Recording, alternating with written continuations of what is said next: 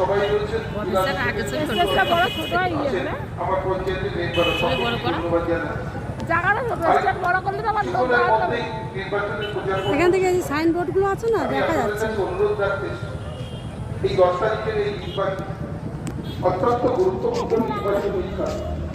দেখুন এই নির্বাচনে এখান থেকে আমরা যদি জয়ী হতে না পারি তাতে কিন্তু সরকারের কোনো পরিবর্তন হবে না।